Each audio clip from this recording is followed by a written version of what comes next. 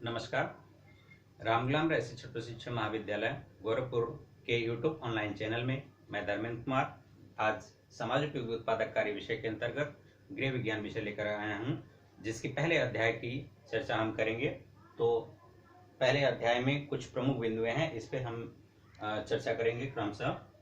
सबसे पहले गृह विज्ञान का अर्थ,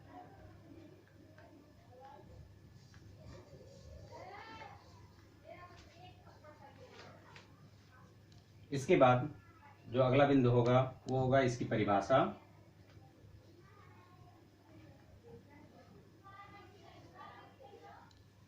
इसके बाद आवश्यकता व उद्देश्य,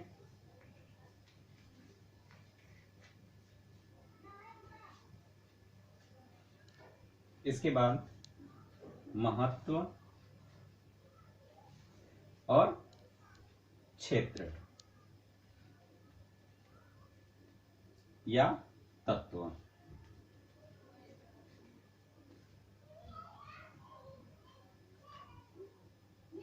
इन बिंदुओं पर हम चर्चा करेंगे। तो सबसे पहले हम गृह विज्ञान के अर्थ को जानें। गृह विज्ञान क्या है?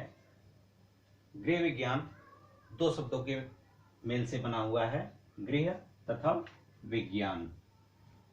इसके शाब्दिक अर्थ को जानें तो गृह शब्द का शाब्दिक अर्थ घर अथवा निवास स्थल से लगाया जाता है, और विज्ञान की बात कर लें तो कहा जाता है कि क्रमबद्ध व व्यवस्थित ज्ञान को विज्ञान कहते हैं। अब गृह विज्ञान की परिभाषा, कहा जाता है कि वह विज्ञान जो गृह संचालन के विषय में व्यवस्थित ज्ञान प्रदान करे उसे गृह विज्ञान कहते हैं। गृह विज्ञान को गृह शिल्प भी कहा जाता है, चूंकि गृह विज्ञान विषय के अंतर्गत विभिन्न कलाओं का ज्ञान दिया जाता है, जैसे सिलाई, कढ़ाई, बुनाई, प्रिंटिंग, पेंटिंग, इन सभी चीजों का ज्ञान, हस्तकलाओं का ज्ञान दिया जाता है, इसलिए इसे गृह शिल्प भी कहा जाता है। एक और इसकी परिभाषा बनती है दूसरे अर्थों में, अगर हम देखें तो यह कहा जाता है कि जिस प्रकार से नाव चलाने वाले को नाव चलाने की कला सीखनी पड़ती है, ठीक उसी प्रकार से गृह संचालन करने के लिए प्रत्येक गृहिणी अथवा स्त्री को गृह संचालन की कला सीखनी पड़ती है। स्पष्ट हो गया? अब इसकी आवश्यकता के बारे में चर्चा करते हैं, आवश्यकता और उद्देश्य। तो कहा जाता है कि बालिकाएं ही भविष्य की गृहिणियां होती हैं, और गृह संचालन के लिए प्रत्येक स्त्री अथवा गृहिणी को गृह संचालन विषय का ज्ञान होना आवश्यक होता है, जिसके माध्यम से वह अपने परिवार का कुशलतापूर्वक संचालन करती है तथा अपने परिवार को सुखमय एवं शांतिमय बनाने का प्रयास करती है।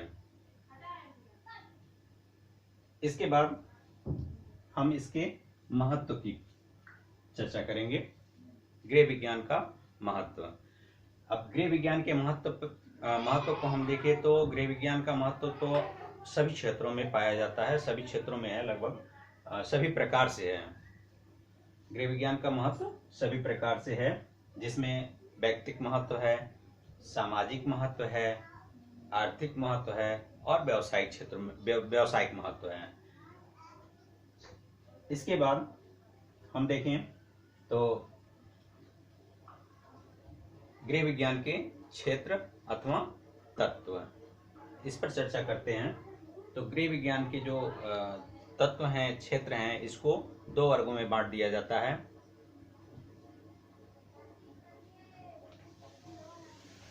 एक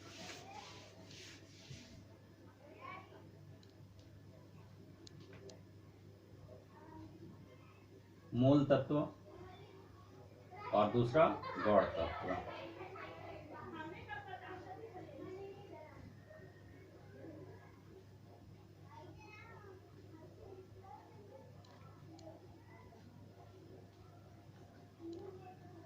मूल तत्व के अंतर्गत बताएं आपको मूल जो क्षेत्र हैं गृह विज्ञान का, इसमें सबसे पहला जो क्षेत्र होता है वो शरीर विज्ञान है। शरीर विज्ञान के अंतर्गत शरीर से संबंधित विभिन्न प्रकार का ज्ञान गृह विज्ञान विषय के अंतर्गत आपको दिया जाता है। इसके बाद नेक्स्ट आपका आता है आहार तथा पोषण। गृह विज्ञान विषय के अंतर्गत आहार तथा पोषण के बारे में भी जानकारियां दी जाती हैं। इसके बाद आपका स्वास्थ्य एवं प्राथमिक चिकित्सा है, तो स्वास्थ्य एवं प्राथमिक चिकित्सा का ज्ञान भी आपको गृह विज्ञान विषय के अंतर्गत दिया जाता है। चूँकि परिवार में महिलाएं होती हैं जो परिवार का कुशलता से संचालन करती हैं, तो इनको कब किस प्रकार से कैसे कभी जो प्राथमिक चिकित्सा है इसका ज्ञान होना आवश्यक होता है, क्योंकि समय समय पर कभी भी कोई भी दुर्घटना, आकस्मिक चोटें और भी विभिन्न प्रकार की बीमारियों से कैसे बचना है, इन सब सारी चीज़ों का ज्ञान होना आवश्यक होता है। इसलिए प्राथमिक चिकित्सा का ज्ञान इनको होना आवश्यक है, तो इसका ज्ञान भी इनको कराया जाता है।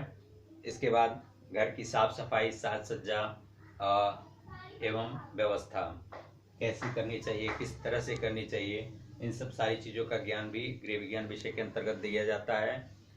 इसके बाद वस्त्र विज्ञान के अंतर्गत जैसे बहुत सारे वस्त्रों का चयन करना, उनकी साफ सफाई करना, प्रेसिंग करना, कटिंग करना, धुलाई करना, सिलाई करना, ये सारी चीज़ें होती हैं।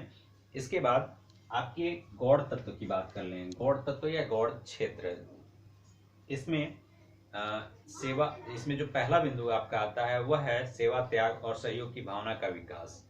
इसमें सेवा के बारे में बताया जाता है कि किस प्रकार से सेवा क्या करनी चाहिए। त्याग के बारे में बताया जाता है कि महिलाओं को माना जाता है कि वो त्याग की मूर्ति मानी जाती हैं।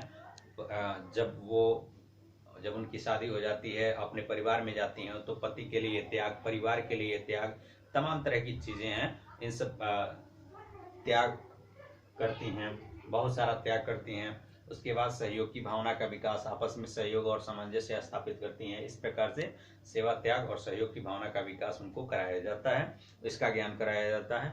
अनुकूल पर्यावरण नेक्स्ट बिंदु है इसका। तो अनुकूल पर्यावरण का तात्पर्य ये हो जाता है कि परिवार में समायोजन स्थापित करना, किसके साथ किस तरह का बिहेव करना, किस तरह का व्यवहार रखना चाहिए, बड़े के साथ कैसा, छोटे के साथ कैसा और बुजुर्ग के साथ कैसा व्यवहार करना चाहिए, इन सब सारी चीज़ों का ज्ञान अनुकूल पर्यावरण बिंदु जो है उसके अंतर्गत कराया जाता है। इसके बाद जो नेक्स्ट बिंदु है वो है व्यवस्था, जिसके अंतर्गत बताया जाता है कि धन की व्यवस्था कैसे करनी चाहिए, श्रम की व्यवस्था कैसी होनी चाहिए और समय की व्यवस्था कैसे करनी चाहिए। इन सब सारी चीज़ों का ज्ञान, यानी कि धन कम से कम खर्च हो या व्यवस्थित रूप से खर्च हो, हर मद में कितना कितना क्या क्या खर्च करना चाहिए और बचत का भी एक अकाउंट बनना चाहिए, अकाउंट बने। इसके लिए एक जो चैप्टर है आपका वो बजट बनाना, उसके अंतर्गत ये आपको पढ़ाया जाएगा, बताया जाएगा। इसके बाद आपका जो नेक्स्ट बिंदु आता है वो है विभिन्न प्रकार की आवश्यकताओं की पूर्ति, जिसमें एक तो वो खुद की आवश्यकताएं होती हैं और दूसरा जो आवश्यकता है वो पूरे परिवार की आवश्यकता है। सभी की आवश्यकताओं को कैसे वो पूर्ति करती हैं और किस प्रकार से पूर्ति करेंगे, इन सब का ज्ञान भी गृह विज्ञान विषय के अंतर्गत दिया जाता है। साथ ही साथ आध्यात्मिक मूल्यों की प्राप्ति